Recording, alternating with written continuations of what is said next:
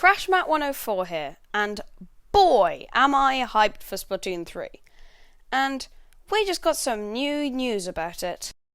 Whilst I am a little delayed in making a video about it, I hope I'm not delayed enough that nobody watches this video. So now, it's time to pore over the new video and then wildly speculate because the hype is too much to bear.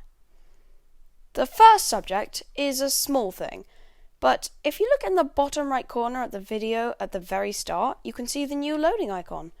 I personally prefer the Splatoon 2 one without the bezel kind of thing, but make of the new loading icon what you will.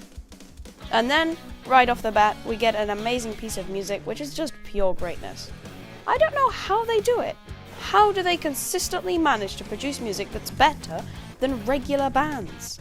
Regular bands, you gotta up your game.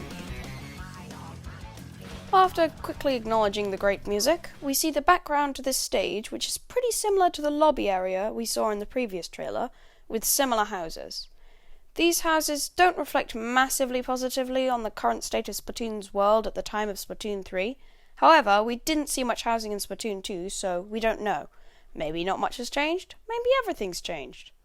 We see the new design, which I believe is for Charger, and it's confirmed that the Glooga Julies, the Splashomatic, the Undercover Brella, thank God, the Roller, the 52 Gal, and sadly the Clash Blaster will be returning.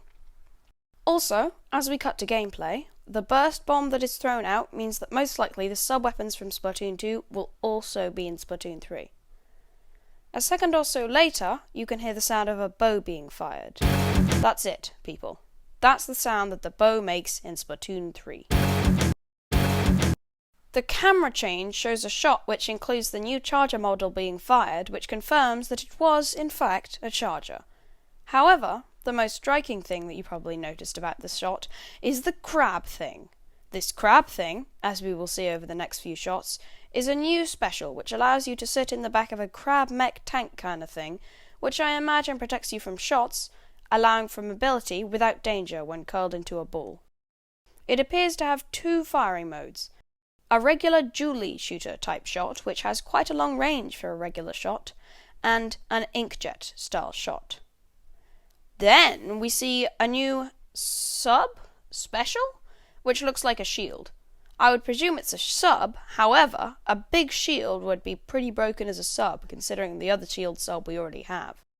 This, even as a special, would be a really powerful point-holding tool, more powerful than anything we already have. In a less interesting fashion, you can see that super jumping will return, and another use of the mobility tool we saw in the first trailer. And boom, new Spider Inkling!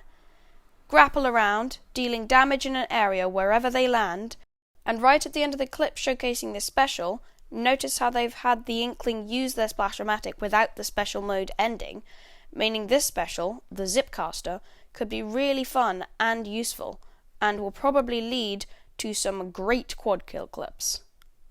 The squid in this shot has its tentacles disconnected. Did you notice that? What's up with that? This shot here implies something very important. Previously in Splatoon, the only references we'd had that showed that jellyfish had some level of intelligence were Gelfonzo and Gelonzo, the shirt shop owners. However, other than that, the intelligence of the jellyfish was not known, and it makes sense to not assume they're intelligent, because jellyfish in real life don't even have brains. Theories were even put forward thinking that the jellyfish are a hive mind. But, in my opinion at least, the fact that these jellyfish are showing creativity by creating art means that they probably do all, in fact, have the same intelligence as all the other creatures featured in Splatoon so far. Check out this cool, I believe, new hairstyle. Furry OCTARIAN! Furry OCTARIAN! Yes, you may have noticed the Furry OCTARIAN, but did you notice its weird eyes? What's up with those? Little buddy can sit on your ink tank. Also, for the level design as a whole, where previous hero mode levels look like random objects floating in a limited space, these areas look like they stretch off into infinity, and remind me of fractals. Then we get a look at some new hero, headphones? Earrings? Sound things. Do you think in Splatoon 4 the hero headphones would just be tiny dots on the ears, and Splatoon 5 you won't even be able to see them because they'll only be the size of an atom? Oh, and quick note, this is Agent 3. It says so on the game description of the Nintendo website. Look at this background. This is the coolest flipping background of any game ever. Outrun vibes, and as I mentioned before, it stretches off into infinity. Very, very nice. The Zapfish are returning. Along with the Octarians returning, it looks like we might be getting the third hero mode with exactly the same storyline. Here, the Eastern Island heads, in combination with the sections later in the trailer, combine to mean that not only is it return of the mammalians, but humans will also probably be relevant in Splatoon 3. Look at the little buddy. Aww. The images of Judd reinforce again the human theme, as Judd was placed into stasis by a human professor. These Octarian models are different not only in that they are furry, but also the bottom sections of their seat things are see-through, allowing you to see the ink inside. It may be exactly the same for the Octarians in Splatoon 1 and 2, however, those are opaque, so we don't actually know whether it is or not. The way the ink is in balls instead of liquid like the Inklings and Octolings is interesting because it opens up some questions about how it functions. Is it a different kind of ink? Do Octarians have ink? Is ink compressed into balls before being placed into this thing? Let's hope we find out. Octarian feet. They look like this! We finally see them. They were wearing boots before. There's a dried out regular squid here, so are regular squid and octopi present in the Splatoon universe? Or is this an artifact from human times? Yet another possible sunken scroll has an inkling on a tree from a flood. But when was this based on? Is it in the past, when Inklings first emerged? Is it historical, but not when Inklings first emerged? Is it after the final Splatfest?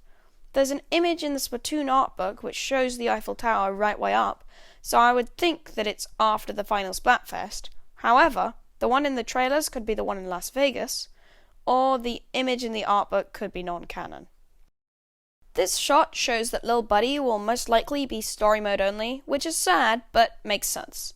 It also means that Salmonids will probably have some plot relevance, either because Salmonids are immune to the fur and can combat it, or because Lil Buddy is special and magic.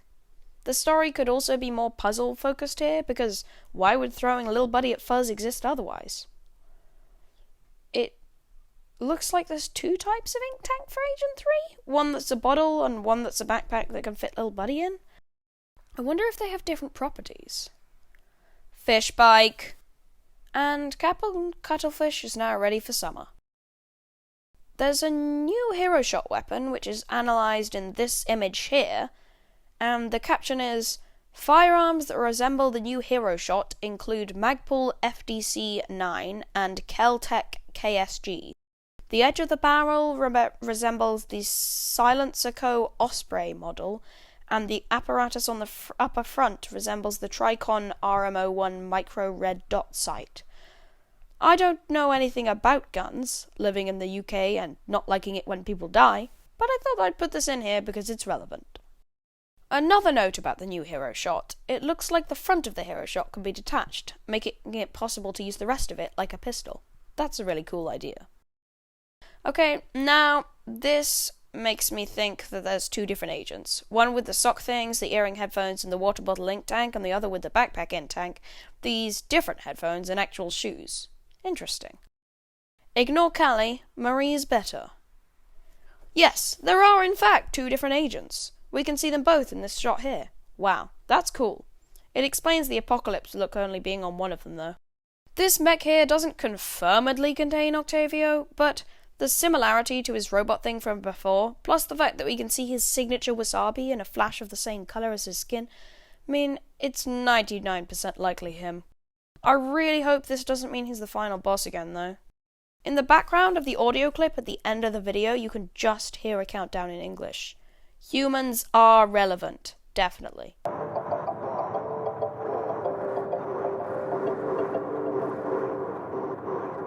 And right at the end, along with the fuzzy ink, you can hear the start of Happy Little Workers. We might finally find out the identity of Mr. Grizz. Wow. We got a lot of answers in this trailer, but just as many questions. I need a break to think about this all for a second. Remember to like and subscribe. Bye.